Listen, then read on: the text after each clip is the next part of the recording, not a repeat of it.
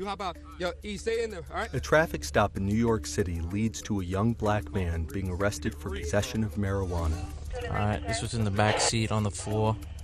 It's a marijuana cigarette. Marijuana laws have relaxed in much of the country, but in New York there were still 18,000 arrests made last year.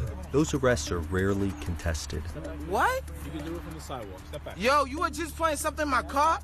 Happy Monday. The NYPD is so goddamn corrupt that even the New York Times did an in-depth breakdown-style video of this particular case where a police officer mysteriously found a blunt in the backseat of a BMW to mysteriously arrest this mysterious black teen. But videos provided to the Times by public defenders in this case raise troubling questions about how far officers are willing to go to make an arrest. This is, of course, nothing new. Marijuana laws have historically been used to persecute people of color. I mean, even the fact that we started calling it marijuana is a 20th century thing, because know-nothing anti-immigrant crusaders wanted to play up the drug's Mexicanness. And according to the ACLU, more than half the drug arrests in the country are for cannabis. The overwhelming majority of those charges are for possession, and mostly it's black people being arrested, despite the similar rates of usage by white and black people. So it's not really shocking that this traffic stop of 4 black teens driving a nice BMW for having tinted windows turns into a frantic, fruitless search for mystery weed in the car, which the officer is literally like,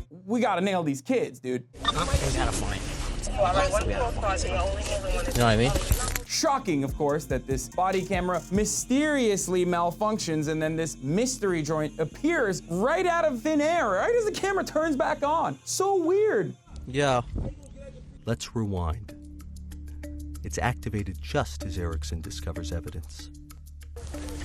He reaches toward the floor behind the driver's seat. He comes up holding a joint. Yeah. And claims it's lit.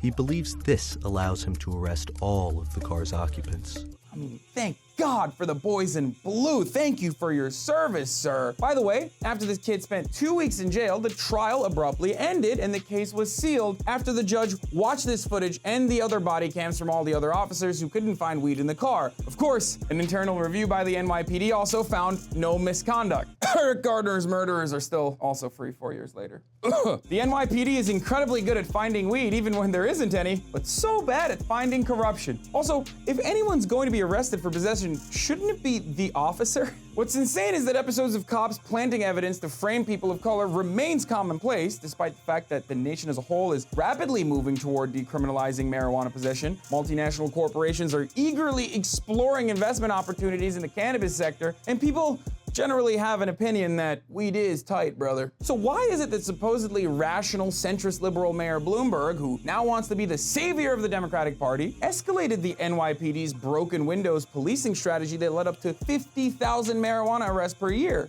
Why is it that across New York City, black people were arrested on low-level marijuana charges at 8 times the rate of white people, and Hispanic people were arrested at 5 times the rate of whites, despite the same levels of consumption? Oh, but you're exaggerating, Hasan. This is typical SJW liberal identity politics. Sure, other Hasan, except here's some identity politics for you. More young black men were stopped in New York City in 2011 than there are black men in the city. 87% of stop-and-frisk incidents, ostensibly intended to combat gun violence, involved black and Hispanic men, despite the fact that white people were twice as likely to be caught carrying a gun. And you might be thinking, well, this is a small price to pay for crime. Well, not necessarily. The consequences of having a record further disenfranchises you. It limits your opportunities with jobs and even stops you from voting. 1 in 13 black people of voting age are denied the right to vote because of felony laws. Laws like the ones that Floridians recently voted to eliminate so that 1.4 million new voters will be able to participate in what passes for democracy in Florida. And for those screaming about black culture and fatherlessness or whatever other racist bull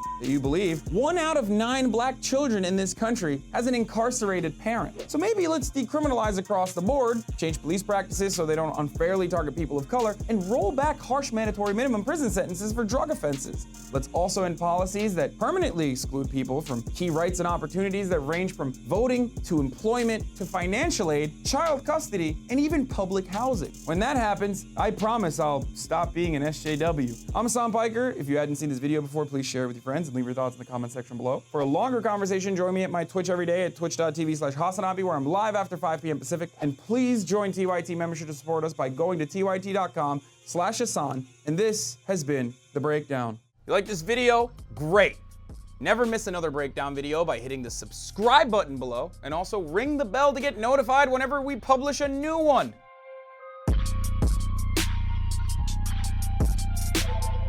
Perfect.